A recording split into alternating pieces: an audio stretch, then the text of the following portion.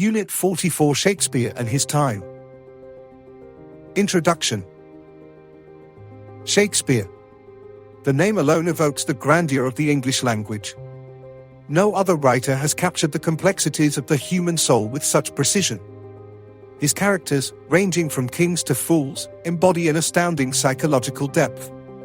Yet, what makes Shakespeare truly revolutionary is his ability to adapt classical themes, drawn from Seneca's tragedies and Plautus' comedies, into works that both entertained and subtly critiqued his own society. This video will be structured into 5 main sections: the historical and literary context of Shakespeare's era, an analysis of his major works, his unique style, and, finally, his lasting influence. Historical context: the Tudor and Stuart era. Shakespeare's life unfolded against the backdrop of the Tudor and early Stuart monarchies. The Wars of the Roses ended in 1485 with Henry VII's victory, establishing the Tudor dynasty. His successor, Henry VIII, famously severed England from the Catholic Church, founding the Anglican Church largely for personal motives. His daughter, Elizabeth I, ushered in the golden age of English culture, consolidating England's colonial aspirations and fostering the arts. Her reign saw England triumph over the Spanish Armada in 1588, cementing its position as a dominant power. With her death in 1603, James I of Scotland ascended the throne, marking the beginning of the Stuart dynasty.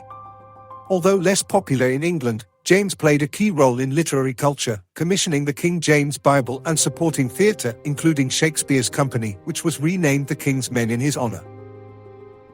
Another pivotal historical shift was the rise of a literate middle class. No longer were the arts confined to the aristocracy. Merchants, tradesmen, and artisans became active consumers of drama, packing theatres such as the Globe. Literary context: the university wits and beyond.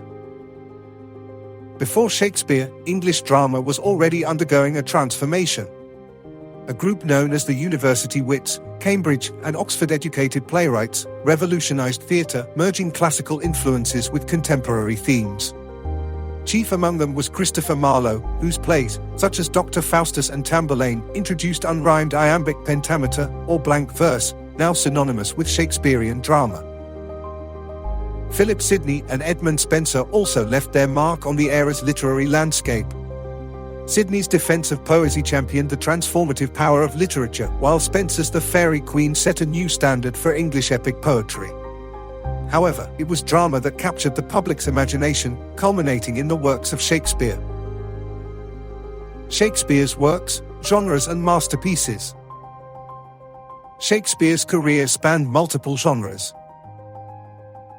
Early plays, works like Titus Andronicus and The Comedy of Errors reflect an experimental phase where Shakespeare blended classical elements with popular Tudor drama. Histories, inspired by Raphael Holinshed's Chronicles, plays like Richard III and Henry IV dramatized England's past, often favoring the Tudor perspective. Roman plays, Shakespeare's Julius Caesar and Coriolanus draw heavily from Plutarch's parallel lives, much like 20th century sword and sandal epics in film. Comedies, Much Ado About Nothing and Twelfth Night showcase Shakespeare's genius for wit, wordplay, and mistaken identities. Tragedies, this is where Shakespeare reaches his artistic peak. Hamlet, Othello, King Lear, and Macbeth each delves into power, ambition, and the fragility of human nature.